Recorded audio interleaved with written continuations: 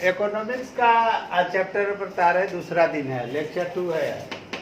उसमें अर्थव्यवस्था के बारे में सारी बात बताया था उस दिन, जिसमें आर्थिक क्रियाओं के बारे में बताया था, क्षेत्र के बारे में बताया था, अर्थव्यवस्था के कितने क्षेत्र हैं, अर्थव्यवस्था की परिभाषा बताया था। तो जितने भी देश हैं, सभी देश में अपनी अपनी अर्थव्यवस्था है। तो पूरे विश्व के हिसाब से अगर देखा जाए अर्थव्यवस्था को, तो इसको अर्थव्यवस्था को 3 भागों में बांटा गया है। सबसे पहला पूंजीवादी अर्थव्यवस्था, कैपिटलिस्ट इकोनॉमी।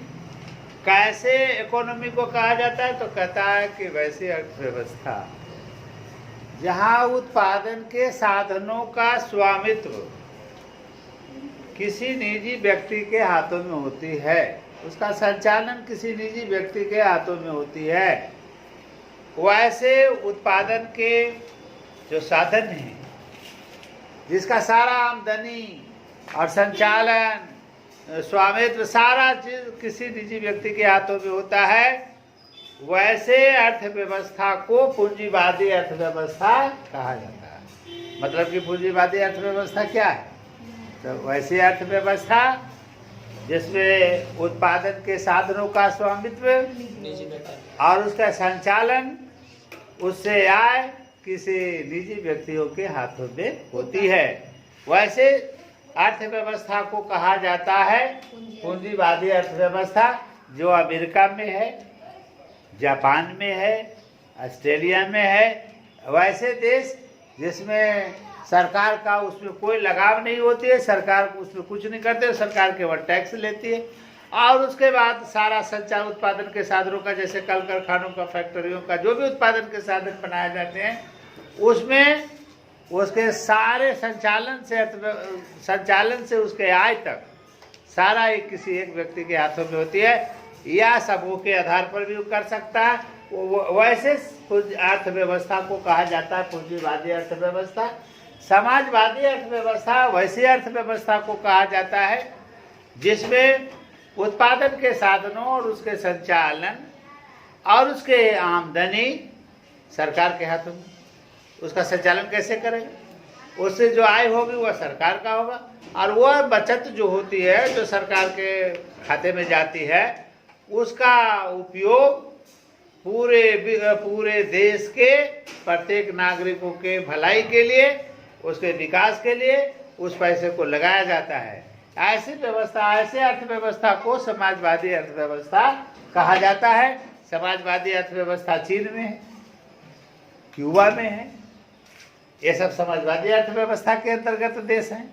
समाजी अर्थव्यवस्था ये है मिश्रित अर्थव्यवस्था, वैसी अर्थव्यवस्था जहाँ समाज पूंजीवादी अर्थव्यवस्था भी कायम है और समाजवादी अर्थव्यवस्था भी कायम है। जैसे भारत में बहुत सारे उत्पादन के जो साधन है, मतलब फैक्ट्रियाँ वगैरह है, वह सरकार के हाथों में है। बहुत सारे हमारे उत्पादन के साधन ऐसे हैं जो किसी निजी व्यक्ति के हाथों में है, जैसे टाटा का नाम सुना। ये सब सारे जो उत्पादन, जैसे आपने बहुत सारे हीरो होंडा वगैरह के जो मालिक है, या इसका वो किसी निजी व्यक्ति का है। तो हमारे देश के अंतर्गत कुछ सरकारी उपक्रम भी हैं और पूंजीवादी अर्थव्यवस्था के भी उपक्रम हैं।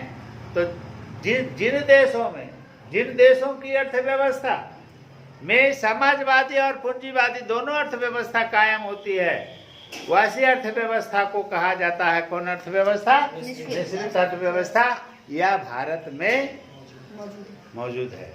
आज आपका एक टॉपिक खत्म कर दिया कि अर्थव्यवस्था पूरे विश्व में कितने प्रकार की अर्थव्यवस्था पाई जाती है। तो आपको क्या बोला?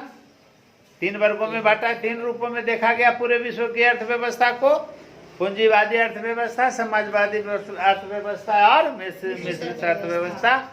और इस तरह से अर्थव्यवस्था को पूरे विश्व की अर्थव्यवस्था से देखा जा रहा है। तो उसमें देखा गया कि 3 प्रकार की अर्थव्यवस्था पूरे विश्व में है। और इसके बाद अर्थव्यवस्था के विकास के बारे में कल मैं बताऊंगा। आज इतना ही रहने देते हैं। धन्यवाद। कोई गेम नहीं खेलता, खेलता हम लोग। आज हम लोग पढ़ेंगे कैल्शियम के यौगिक। हमने 4 और 11 में अगले दिन हम लोग पढ़े थे सोडियम के यौगिक। आज हम लोग पढ़ेंगे कैल्शियम के यौगिक। तो 4-5 कैल्शियम के यौगिक भी पढ़ना है। उसमें सबसे पहला यौगिक है कैल्शियम ऑक्साइड। कैल्शियम ऑक्साइड, इस कैल्शियम ऑक्साइड का ही दूसरा नाम है कली चूना। कली चूना। अब बाजार में हम लोग सिर्फ चूना के भी नाम से जाने बोलेंगे तो कैल्शियम ऑक्साइड ही होगा। इसका अनुसूत्र CaO, कैल्शियम का संयोजकता 2 और ऑक्साइड का भी संयोजकता 2, दोनों का समान संयोजकता होने के कारण CaO बना। इसका अनुभाग 40 + 16 56 हो जाएगा। अब कैसे बनाया जाता है कैल्शियम ऑक्साइड, कैसे बनाया जाएगा, कैसे इसका निर्माण कैसे किया जाता है? तो देखिए, जब कैल्शियम हाइड्रोक्साइड या कैल्शियम कार्बोनेट, दोनों अलग अलग यौगिक है, को लाल तप्त किया जाता है तो कैल्शियम ऑक्साइड का निर्माण होता है।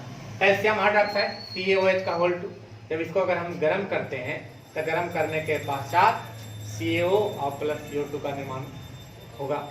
या कैल्शियम कार्बोनेट CaCO3 को अगर गर्म करते हैं तो कैल्शियम ऑक्साइड और कार्बन डाइऑक्साइड का निर्माण होता है। लेकिन यह जो अभिक्रिया है, जो दोनों अभिक्रियाओं में अंतर है, यह उभयगामी अभिक्रिया है। ये सिंबल है, अगर इसको फिर बना करके छोड़ दिया जाए तो पुनः वापस लौट जाएगा, लेकिन इसको अगर बनेगा तो पुनः वापस नहीं और लौटेगा। तो ये अभिक्रिया जो है वह उभयगामी अभिक्रिया है। यह करीब 1000 डिग्री टेम्परेचर पर संपन्न होता है। कैल्शियम ऑक्साइड को गर्म करेंगे तो कैल्शियम कार्बोनेट को गर्म करेंगे तो कैल्शियम ऑक्साइड और कार्बन डाइऑक्साइड का निर्माण होता है। तो अगर आपको आ जाए कि कैल्शियम ऑक्साइड कैसे बनाया जाता है तो आप लिख सकते हैं कि जब कैल्शियम हाइड्रोक्साइड या कैल्शियम कार्बोनेट को लाल तक गर्म किया जाता है, यानी कि यह 1000 डिग्री ताप पर गर्म करेंगे कैल्शियम कार्बोनेट को। यह अभिक्रिया जो है उभयगामी अभिक्रिया है और यह अभिक्रिया उभयगामी अभिक्रिया नहीं है। ये सिंबल दोनों दिखा रहा है। अब इसी प्रकार कैल्शियम ऑक्साइड का निर्माण होता है। अब इसके गुण के बारे में, कैल्शियम ऑक्साइड जो होता है वो सफेद होता है ना, इसका द्रव्यमान 2600 डिग्री C होता है। और कैल्शियम ऑक्साइड जो है, जो आयनिक यौगिक है, अगर कैल्शियम ऑक्साइड के ऊपर जल को प्रवाहित करेंगे तो आगे हायर क्लास में पढ़िएगा, अधिशोषण और अवशोषण की घटनाएं होती है। जब चूना को हम लोग जल में डुबाएंगे तो जल है जो चूने के अंदर प्रवेश करने लगेगा, तो ये घटना कहलाएगा अवशोषण। अब अवशोषण होकर के बहुत विखंडित होकर के कैल्शियम हाइड्रोक्साइड का निर्माण करेगा। अगर कार्बन डाइऑक्साइड से विक्रिया करा दें तो अगर कैल्शियम ऑक्साइड को कार्बन डाइऑक्साइड से विक्रिया कराएंगे तो ये जुड़ जाएगा, जुड़ करके कैल्शियम कार्बोनेट का निर्माण होगा। क्लोरीन से विक्रिया, तीसरा है क्लोरीन से विक्रिया, अगला है क्लोरीन से विक्रिया। तो जब कैल्शियम ऑक्साइड पर क्लोरीन से अभिक्रिया कराएंगे तो अभिक्रिया करने के बाद एक कैल्शियम क्लोराइड बनाएगा और ऑक्सीजन को यहाँ से लिबरेट करेगा, ऑक्सीजन को हटाएगा। अब कैल्शियम ऑक्साइड का उपयोग, तो कैल्शियम ऑक्साइड का उपयोग शुष्क कारक के रूप में करते हैं, भर की चूना के निर्माण में करते हैं। यानी कि बूझा हुआ चूना का सूत्र है CaOH2, तो जब इसको हम लोग जल में डालते हैं तो ये बूझा हुआ चूना का निर्माण, भर की चूना का निर्माण में, ब्लीचिंग पाउडर के निर्माण में और गारे के निर्माण में। गारे का निर्माण का मतलब है कि पुराने समय में जब ईंट जोड़ने के लिए या तो सीमेंट जो है, सीमेंट के स्थान पर मिट्टी में चूना मिला करके उससे उसको ईंट को जोड़ा जाता था, तो वो है गारा। या तो हम लोग अगर जो सीमेंट है, सीमेंट में भी कैल्शियम ऑक्साइड का निर्माण प्रयोग किया जाता है, तो उससे हम लोग भी गारे का निर्माण कर सकते हैं। तो ये था आपके कैल्शियम ऑक्साइड यानी कि कली चूना का बनाने की विधि, उसके गुण और उसके उपयोग। अब हम लोग दूसरा यौगिक के बारे में पढ़ेंगे। तो दूसरा यौगिक है आपका बूझा हुआ चूना या सल्कलाइन कैल्शियम हाइड्रोक्साइड।